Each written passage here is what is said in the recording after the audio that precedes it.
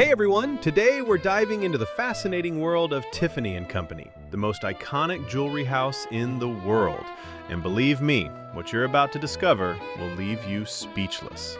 We're talking about legendary diamonds, rings that revolutionized marriage proposals, and a blue color so iconic it became a registered trademark. So get comfortable, because we're traveling from 1837 to today.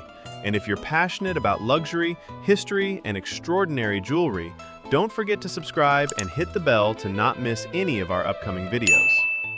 It all begins in 1837 in New York, when Charles Louis Tiffany and John B. Young opened a small stationery shop at 259 Broadway in Lower Manhattan.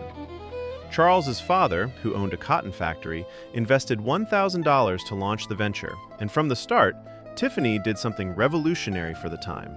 Imagine, in the 1830s, all stores negotiated prices with customers. It was total chaos. But not at Tiffany. Charles decided to display fixed prices, no negotiation, and moreover, he only accepted cash payment, no credit. It was unprecedented and created a reputation for seriousness and luxury from day one. In 1845, they launched their product catalog, a completely innovative concept that resembles what we call direct marketing today. And there, pay attention, crucial detail, the catalog cover is a brilliant turquoise blue. This is the birth of the famous Tiffany blue, this color that makes the whole world dream. But why exactly this blue? Nobody really knows for certain. One theory says that in the 19th century, turquoise was super trendy in Europe, and America absolutely wanted to import this style from the old continent. Another theory suggests that Charles Tiffany was inspired by a painting depicting Empress Eugenie of France and her ladies-in-waiting, where the sovereign wore a magnificent turquoise blue dress. But this painting dates from 1855, which is 10 years after the first catalog, so the mystery remains complete. What is certain is that in 2001, Pantone officially patented this color under the name 1837 Blue in honor of Tiffany's founding year. And since then, this color is protected. You cannot use it without permission. In 1853, John B. Young left the company and Charles Tiffany became the sole boss. He renamed the store Tiffany Company, and it's at this precise moment that everything shifted towards jewelry. Charles began importing unique pieces from Europe, jewelry that only the old world elite could obtain until then, and he brought them back to America for a wealthy clientele who dreamed of them. He made several trips to Europe to find treasures from jeweler partners, but the absolute masterstroke was in 1887 when he bought the French crown jewels. The Second French Empire had collapsed, and the royal jewels were put up for sale. Charles seized the opportunity and acquired a treasure of precious stones and priceless art objects.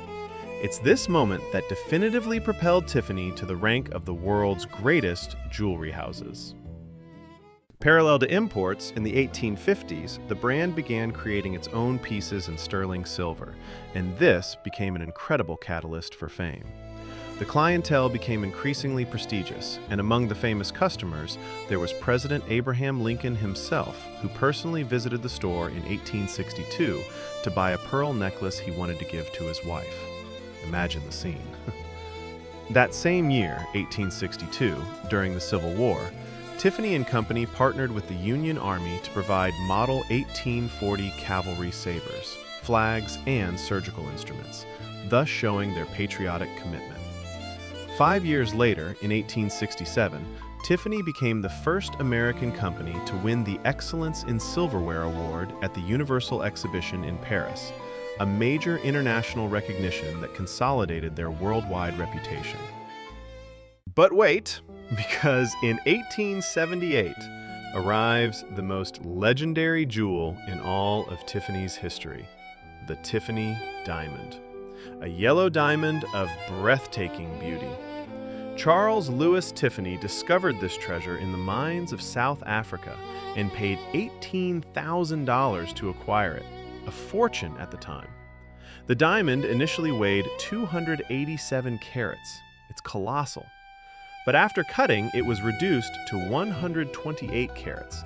And believe me, even reduced, it's an absolute marvel.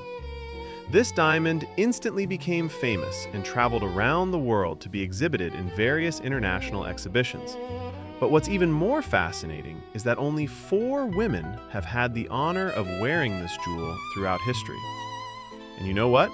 These 4 women are not just anyone. We're talking about true icons. So stay with me, because you'll be surprised to discover who was lucky enough to wear this mythical diamond. The first was Mary Whitehouse in 1952. Then in 1961, the divine Audrey Hepburn wore the diamond for promotional photos of the cult film Breakfast at Tiffany's, and these images became iconic. Decades later, in 2019, Lady Gaga brought the diamond back during a musical performance at the Oscars, creating a moment of pure television magic. And more recently, in 2021, Beyoncé chose this jewel for a campaign titled About Love, alongside her husband Jay-Z, making her only the 4th woman to wear this historic diamond. The Tiffany Diamond also appeared in the film Death on the Nile with Gal Gadot, but it was a replica, because the original is so precious that it remains under high security. And there we come to the invention that changed marriage proposals forever. In 1886, Charles Louis Tiffany created the Tiffany Solitaire Ring, the dream jewel of millions of future brides around the world. The idea is brilliant in its simplicity. A single diamond held by 6 strategically positioned prongs that create the illusion that the stone floats above the ring. This is what we call the Tiffany setting. This ring instantly became the symbol of all Tiffany advertising campaigns that revolve around love, establishing that the Tiffany setting is not just a jewel, it's the representation of eternal love. By the way, if you dream of learning more about the world's most iconic jewels, subscribe to the channel. We're preparing a complete series on the greatest jewelry houses. In the 1940s, Tiffany Company acquired its most iconic store, located at a landmark location in New York that would serve as a backdrop for productions like Breakfast at Tiffany's, Gossip Girl, and many other memorable films.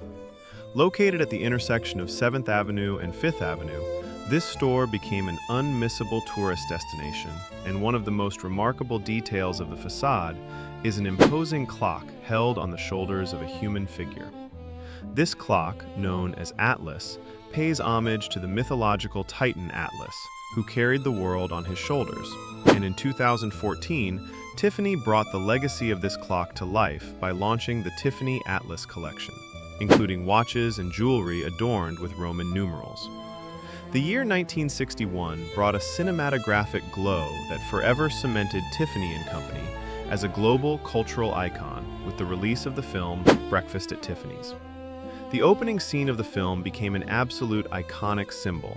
Holly Golightly, played by Audrey Hepburn, gets out of a taxi and stops in front of the Tiffany store, her expression filled with mystery and admiration as she contemplates the windows. Holding a pastry and a cup of coffee, she is lost in her own world of dreams and aspirations. This masterfully captured image embodies the enchantment and elegance that Tiffany represents. Tiffany Company is a haven where the greatest designers shaped the history of elegance. In 1956, Jean Schlumberger merged his talent with Tiffany, bringing an innovative design vision that still resonates today. Andy Warhol, an icon of pop art, also left his mark by collaborating on Tiffany's Christmas cards. European influence was also felt with the arrival of Paloma Picasso, the daughter of Pablo Picasso, who infused a vibrant palette into the jewelry with a collection that paid homage to the New York art scene of the 1980s. Elsa Peretti, one of Tiffany's most iconic designers, revolutionized jewelry with her organic and minimalist forms. All the brand's skill in jewelry making led it to become the official manufacturer of various sports trophies.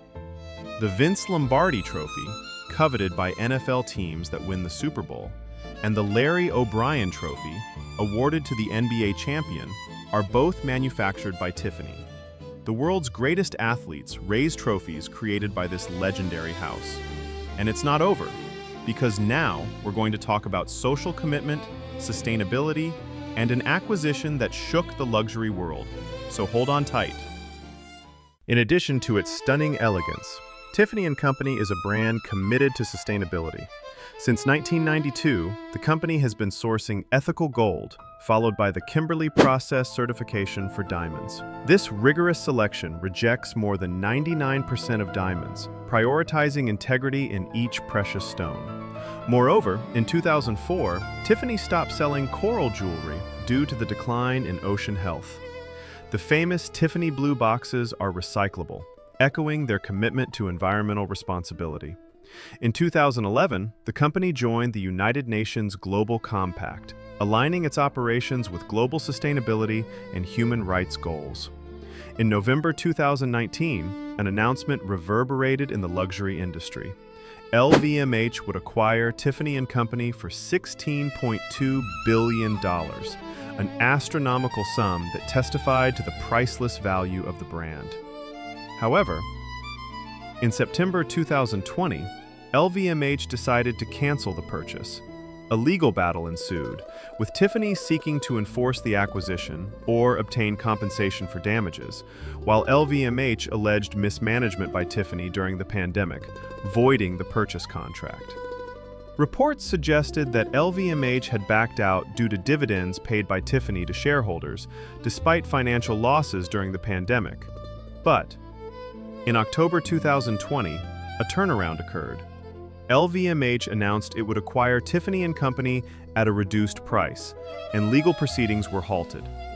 Tiffany Company shareholders agreed to a $15.8 billion settlement, and the deal was sealed in January 2021. This agreement marked the end of Tiffany's independent journey as part of the world's largest luxury group. And if this story fascinated you as much as it did me, don't forget to subscribe, activate the bell, and share this video with all the luxury enthusiasts you know. Today, Tiffany Company continues to shine with the same intensity as at its beginnings. Each blue box that opens reveals not only a jewel, but 188 years of history, passion, and excellence.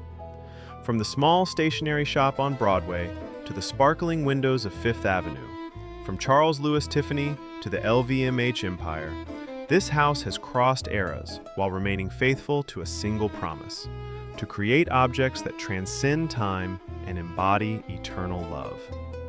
The Tiffany Diamond continues to fascinate. The Tiffany setting continues to seal millions of promises of love around the world. And this unique blue color continues to make the hearts of luxury lovers beat everywhere on the planet.